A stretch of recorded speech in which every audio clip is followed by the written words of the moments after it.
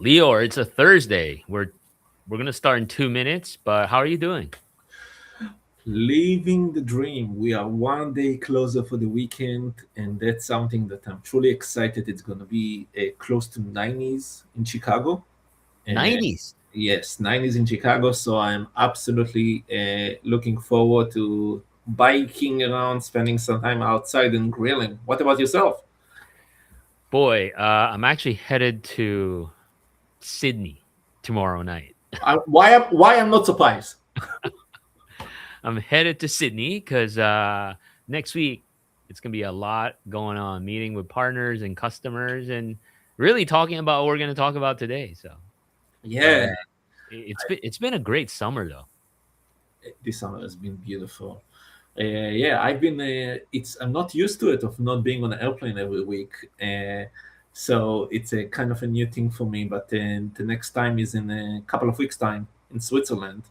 Oh yeah, we're gonna So talk yeah, about that because that's a big event, right?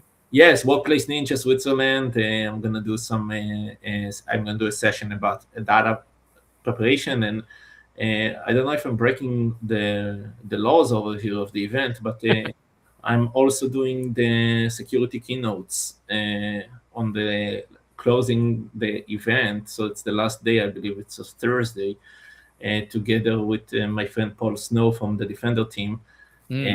so we're gonna talk a little bit about considerations as well. I know people really like to jump into the tacky under the hood stuff, but sometimes you kind of also need to look at the big picture before you even jump into the under the hood. For sure, for sure. And this time of the year, Switzerland's nice. I'm sure the weather is gonna be beautiful. All right. Yeah, it's been 5 years that I've been going there, and it's been either very hot t-shirts and you need to breathe. Oh my God, I need a coat. So if you guys are in Switzerland watching us, please make sure that it's going to be really nice weather. There you go. All right. So on the dot, 11 a.m. Eastern, 10 a.m. Central. Welcome back, everybody, to episode 2 of Trust Before Hype. For those that tune in our initial episode, thank you so much. And for those who just watch the on demand recording, thank you so much as well. It's always a great pleasure to have a chit chat with Lior. I learned so much from you, and hopefully, everybody will pick up a few things here and there for our conversation today. So, today we're going to talk about this paradox around confidence not being control. And let me frame why this is a big issue right now. So there's a recent study, it's a State of AI report 2026 by AvePoint, where they surveyed 750 organizations around the world and found that 4 in 5 leaders are very confident with their AI strategy, which is good. It's promising. The irony is that same research found 88.4% of those same organizations had an actual AI breach. Four's confident that they're ready, but 80% of them had a breach. So it turns out confidence and control are two different things. So, Lior, does that gap surprise you where a lot of customers or organizations feel like they're ready, they're confident, they have their control, but at the same time, actually they're not? Absolutely not. It doesn't surprise me at all, and I will explain why. We we're confident in what we know, right? So Ah, for example, you know me, I love to talk about computers without talking about computers. When you leave your house, you're like, okay, cool. I lock the doors. I turn on the alarm. It's all good. The water is shut. Make sure that nothing is happening, and so I'm confident that my house is safe. mm-hmm. But if there is if a lightning strike the house, or there is a pipe burst inside, true story by the way, the pipe, not the lightning, and all of those things happening, suddenly where you were confident that my house was ready and safe, and I ended up having upgrading my house with a downstairs pool, which was a nice thing, Mm-hmm. but damaged some property as well. So the idea around it is that you can trust what you know, and you can have a confidence in what you know, but what you don't know is the big question mark. And in going back to AI now, and because we're talking about a lot of preparation for AI, we're talking about we might be confident that the model layer is secure. We might be confident that the model layer is protection. However, where we are as users and as in companies, we are using the execution layers. We're using Mm-mm. harnesses that are sitting on top of the models, and those are the ones that can introduce new challenges. And it's not because we don't know, or our listeners don't know. No one really understands that yet. We are still developing. You can look at all of those AI companies that are building those models, and they come up with the news all the time of scary stories that look like something from a futuristic movie. So even the people that build the models are still learning on the go and learning Mm-mm. on mistakes and scenarios. So who are we, the users, that are going to be able to fully trust the system unless we know what it is and confidence in the system? I love that analogy. In my observation, especially, I would say the past couple months, I've been on the road meeting with customers of different industries. There's that sense of confidence for, I think, for two reasons, especially as they're starting their AI journey. Number one, a lot of the confidence is grounded, like you said, on what they know. It's grounded on what I would say the traditional way of looking at security and governance. So, for example, I would say AI agents are the new endpoints. So, let's take that example. Historically, when we think about endpoints, we think, make sure that the accounts are set up, passwords are being changed, firewalls protected. It's good because we do that, we do it well. But the difference now, again, to your point around what we don't know, well, guess what? While AI agents can behave that way, but they can also make decisions. They can interact with other agents. They can touch data. They can create new data. So all those unknowns are oftentimes the reason why organizations get in trouble. The second thing is, I think from a human perspective, it's there's that sense of I don't want to admit uncertainty, right? Because it may be too risky to say out loud. And I say the good news is we're all figuring this out, right? We do our best, we learn from each other, we're all figuring this out. So, so I think those are the two um, key factors that stands out every time I speak with leaders from different organizations around the world. And the good news is everybody's going through this at the same time, regardless of the size of your organization, the industry you're in.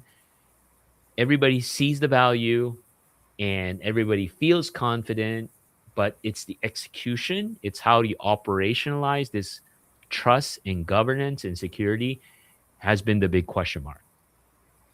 Absolutely true. And this is where we need to hold each other hands, all of us, virtually, and understand, as you said, that we are all in this together.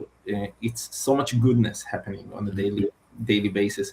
The amount of magic that is being happening with AI and the goodness that happening out of it is phenomenal. But we all know that when something good comes, there are also side effects Yes. that are not necessarily stuff that we want to deal with. And look at it as a medication. When you take a medication to solve a problem, which over here we are looking at productivity, security, we're using AI for so many different things, research. We do understand that there are consequences for the benefits that we are getting out of it. Some of it it's behind our control, as we talk about environment with the water consumption, electric consumption. This is behind our control. But what we are able to control is from a security perspective and what are the risks that and how we are mitigating those risks in our own environment. So the big message over here, I would say, from this discussion for me is AI is here. It's we don't fully understand it. However, it doesn't mean that you should not adopt it or not use it. you just be cautious when you're doing so. However, yes, take advantage of it as much as possible because from a productivity perspective, it's so important. In in that's important, right? And I think from a framing perspective too, is how, okay, Dux, Lior, how should I think about this? I want to make sure it's safe. I don't want to be that person say we're not going to use AI. So help me think through this on how, what are the steps, right, in order to maximize the value. I would say the first step is really to ensure the confidence is in place and also safety is in place. Is you got to look at that, as Lear mentioned, that trust and governance and security layer, like the foundation, right? You want to set up your organization for success, and you got to take care of the foundation. So number one, you got to make sure your AI trust, AI governance, and AI security is set up correctly. Now, don't think, oh, that's too much, it's too hard. The good news is there's all the capabilities and tools out there already. Obviously, you have to make sure it's well set up for the industry you're in and the type of company you are. So, what does setting up proper trust and governance mean? Well, again, I'm preaching to the choir here, but make sure your data foundation is good. You have good data quality, good data security, and good data governance. Second is have an inventory of all the AI models or technologies you're using, because you want to know who's creating what, when it's created, is it being used, is it not being used, what data is touching, because that also leads to costs. How is it being consumed? All this token conversation, right? So that's part of the foundation aspect of making sure it's in place. And then the third piece of ensuring that you have the right setup for AI trust and AI governance is adopting a true life cycle management, because as you use AI, data is going to grow up the wazoo, and it's nothing new. It's still that same rigor and discipline of what you have around information life cycle. So that's the first layer that has to be in place to ensure that your confidence is well placed. And Leo, you mentioned, trust. We're talking about trust. So from your vantage point, right? Um, when you, especially when you speak to customer, what do you look for when they say, "Oh, we're confident. Oh, I trust our AI deployment." And what are some of the keywords or key ideas that you look for with I look, organizations I that you're look working with? to understand what they are standing against or with. I don't know if it's against or with, but because usually the assumption is, I bought a SKU, I bought the best SKU exists on the planet. I have the latest technology. I have such smart people working for me, and I'm in such a great shape. However, the answer is yes. From a baseline perspective, you do have the tools. It's again, Leo has to get away from talking about computers. It's when you arrive as a handyman to a house, you have all of the tools in your toolkit to address it. Mm, So you just need to know how to use those tools for different scenarios, and this is where the uniqueness. You talked about the agents, and I think we mentioned in the previous episode, agents want to, in one way or another, want to satisfy their user, the person who gave them the command. So if I tell an agent, go get me this piece of information, the agent will go in the regular path and say, okay, this is my access control, this is what I have, but I am unable to, I get denied mm, access. Let me figure out. So it's as a mission to figure out the path. And during this mission, you're going to find out a lot of the vulnerabilities, a lot of the weaknesses from a security perspective that you have. Now, the agent might get to it might not get to the data that you are seeking for. However, it will definitely try many different ways that the average human will not try. We saw it in the news, how agents are manipulating humans when the agents cannot do that themselves. So it was a scenario in the news recently that agents created a chat, mm, a form online to convince humans that the file installation is safe. So when they got to the limit of what the agent is able to do, they were actually able to manipulate, or try at least to manipulate humans to do something.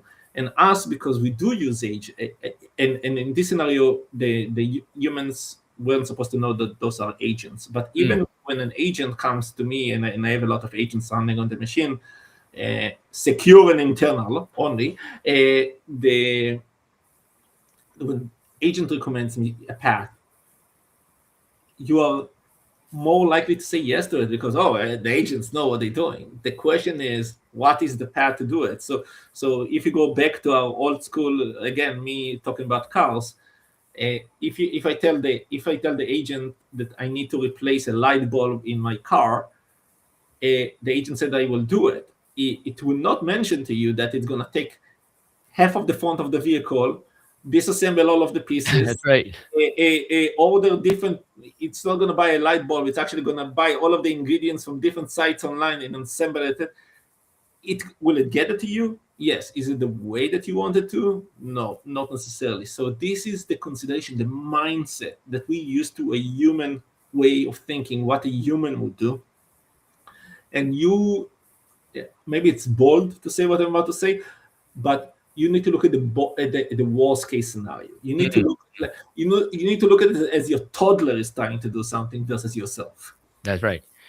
So Lior, do you think there'll come a point where there's a lot of conversation around AGI, right, in the future, where they think like humans? Do you think we're far from that? Because part of the benefit, or at least the pitch of AI, is it learns through time, right? That's Do you a good think? question. Yeah, With the speed of what we see right now, I believe personally, not speaking as a professional, even when I see it in my personal life as well, uh, I believe it's getting closer. Is it what we visualize and imagine? Not completely sure, because AI is trained on our content. mm, AI is trained on our thoughts, on the way that we were thinking and executing information. We write papers, we create applications, we create content, and based on that, doesn't have its own brain per se to actually generate something net new. With that being said, some things might look this way, but it's trained. We are getting close to it in one way or another. There is no doubt that we're going to see a lot more autonomous and AI adoption. But over here, also, there are massive concerns about the data sets that it's being trained on, and what's happening over there with the data. Because if you ask it to run automatically, what does it mean, and what's data it's using, and what are the guardrails that you want it to mm, do? And this is where you, going back to our previous podcast, it's to talk about how to isolate the control that's for right. each agent. Now, for our listeners, thank you for tuning in. If you have questions, pop in the chat. If we don't get to it right now, we'll definitely answer it because this will live on LinkedIn and all the other social platforms. So, carrying on from this piece, right? So, do you think if we look at a good setup, so a lot of organizations are investing, what's a model that you've seen, Lior, where it actually works well, where it's not too much, because a lot of organizations are kind of stuck thinking through, we have this AI ambition, but there's a gap. Somehow we can't get to the execution. Somehow it's hard to we're stuck in this analysis paralysis. Oh, it's not safe. Maybe let's just do this pilot forever. Like people are stuck, or organizations are stuck in this pilot mode. So what advice would you offer on practically how to get out of that slump? So you're asking a very good question. I tell you how I personally think about it, because I think about it. I am playing it a lot safer than maybe other people are gonna see it. However, I play it extra safe in order to be very advanced. So Mm, I'm taking massive amount of risks in the sense of adopting AI in a lot of activities in my life, personal life as well. However, I do add a lot of extra layers that might be too much in some sense. However, uh, for me, it's making me feel safe. So again, going back to Leo, comparing about everything else, we need to make an omelet. As a human, you know to go to the kitchen, you know to get your eggs, you know to get the oil, the butter, whatever you do, you have to mix it to get the bowl and everything else. You as Dux doing all of those activities. From an agent perspective, if we were to break it down, for me, I have many agents that will be doing it. I have an agent that all of the agent's job is to get the eggs from the refrigerator. That's all its responsibility. It only has access to the refrigerator. It only has access to a specific set of eggs or package, and it's only allowed to put it on the counter. That nothing else. It's not allowed to go open the kitchen The drawer. stove.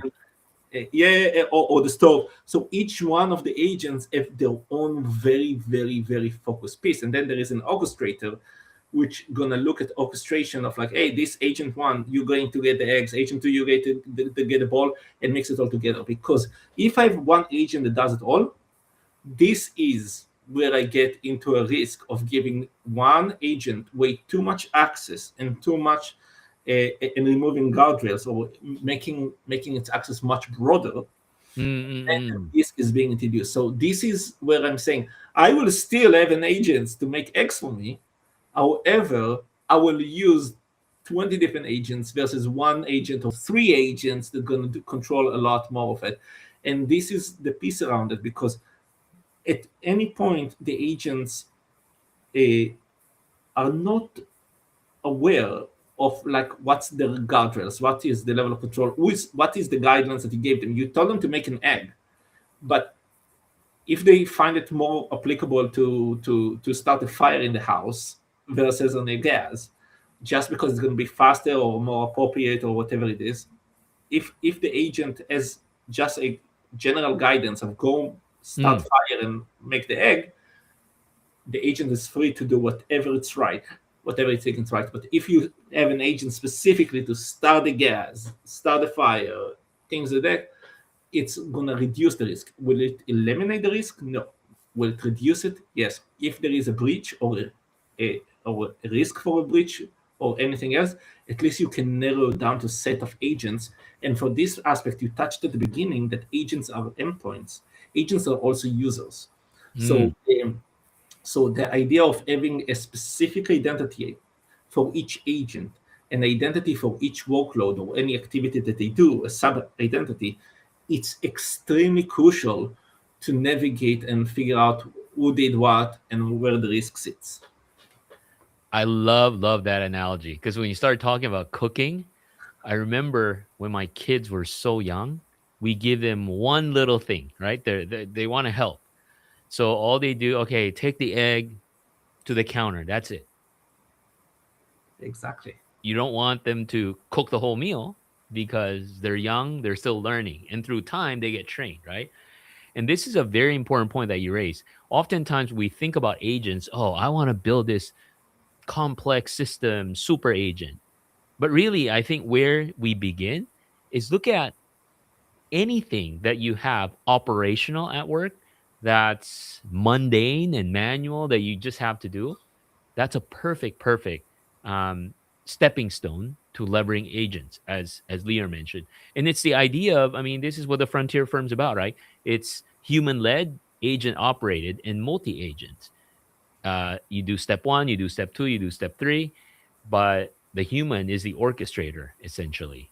And in building from that, the risks are lower because you're starting with a lot of the what I would say um, lower risk activities, but at the same time, you're splitting it across multi agents as well.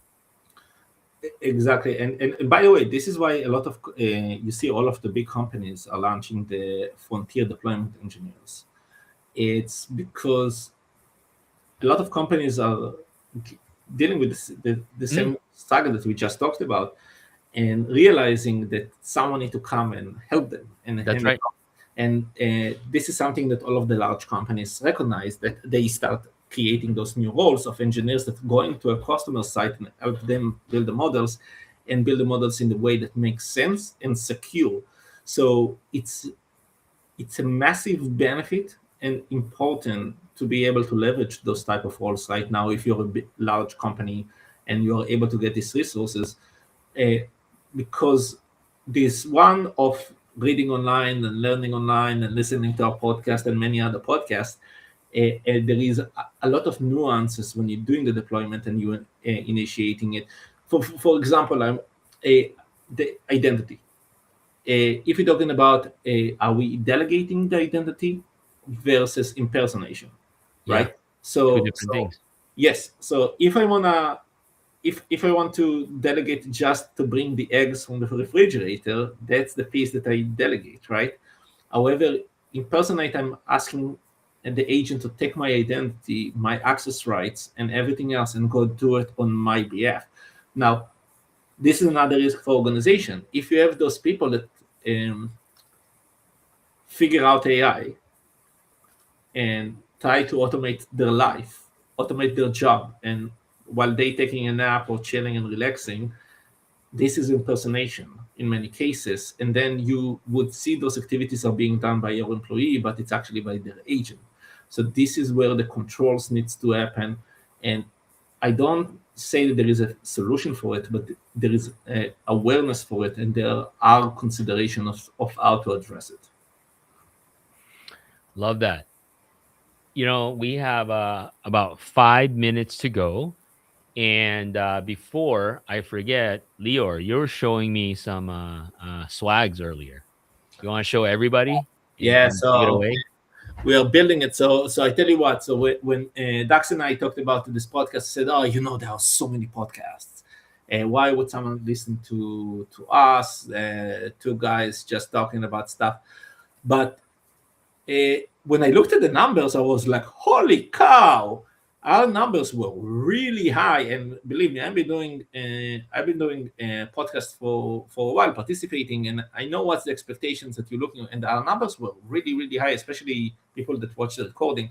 Said, "Okay, we're going to make it big. So before we buy the yacht and the Lambo, let's start building the track." So first of all, we're gonna have our new stuff, which is our light. It's not it's a light. It's still being in the process of being built. However, as I mentioned, I'm gonna be in Workplace Ninja Switzerland coming up in a few weeks time, and I'm gonna have a lot of those cool stickers There you go. they are even shiny, and they are really cool, and they look great, and I would love to have them on some people laptop and everything else. And in the future, when Dax and I are gonna do some activities together, we're gonna have a lot more of it, because bottom line, everyone loves swag. Lior, it looks like a police badge, which I kind of like. And it looks like we're men in black. Oh, I didn't think about it. Yeah, and we do look like a Starkey and Arch kind of. Well, awesome. Well, before we wrap up, this has been a great conversation. So, if you were to sum this up and provide advice on the idea of being confident but also being in control, what advice would you offer to our listeners, especially during this AI journey? The first thing that I would do is, again, making sure that you have the security tools available. You manage identity, you manage devices. I know if people know me as the person that preach cloud native so much, but having all of those baselines are so crucial. It's not like even a luxury to have a. It's such an important piece. And then I think that a behavior analysis. That's how I would call it. I just made it up. I don't know. Maybe it's a real thing. It's the AI space. However, understanding how humans behave compared to agents, or the other way around, and to understand what are the controls, and even architecture from a perspective, take it on a whiteboard perspective and see what are the tasks, and understand which pieces you feel more comfortable, which pieces you feel less comfortable. I wouldn't give AI agents access to your super confidential data right now unless you understand what is happening over there, because someone can put a hidden prompt over there and information over there. There is there is something that called which I'm the confused deputy. I had to forget. I forgot about that confused deputy, where this is kind of the agent scenario of like, who is giving me the instructions? Is it malicious instructions, or it's a legit instructions? When humans are able to think about it, AI agents are not necessarily understand those who gave them the instructions. So I would absolutely look at that from like, what does it mean when an AI agent does something versus a human? This is the number one layers. Of course, yes, go with all of the data security we talk about, data labeling, guardrails, identity. This is absolute must. But from a mindset perspective, to understand, and this is so difficult to get into the mindset. It's but we talked about. I have two little kids. We talked about the toddler scenario. When I ask my kids to open the door and enter the house, it's not as obvious because I know that my kids will probably going to start firing five different spaces and break everything and play. If they're going to see my drill, they're going to start playing with the drill because they're going to be seeing so many things in the way. So I'm trying to focus them. This is the same thing with the agents. Maybe that's the future of daycare teachers, being AI agent trainers. There you go. I like that. For me, I just realized something as we were talking.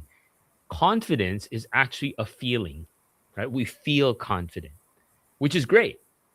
But then what are you going to do about that feeling? In doing it is the actual control part. Controls is what we actually do to make sure the confidence stays that way and bad things don't happen. Because it just dawned on me, a lot of people, leaders I talk to, they're confident and then they stop. People don't do the actual work to operationalize the confidence. Operationalizing confidence is the control. That's it, right? And it may sound boring. This is, again, to Lior's point, setting up data security, the governance, the guardrails, the identity. We have to do that.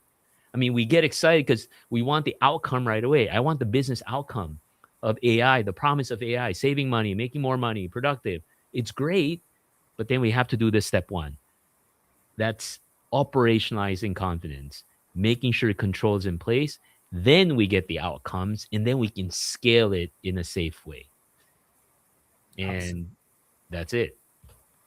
Yeah, great conversation with you today again, Lux. Thank I you, hope, buddy. and I hope that everyone learned something new. We're really seeking for the feedback. Really get the feedback. We want to talk about topics that we care about, what you care about as well. Yeah. Yeah. Let us know. Put in the comment. Let us know what you want us to cover. But until then, we'll see you again in 2 weeks. Thanks so much, VR. Take care. Bye bye.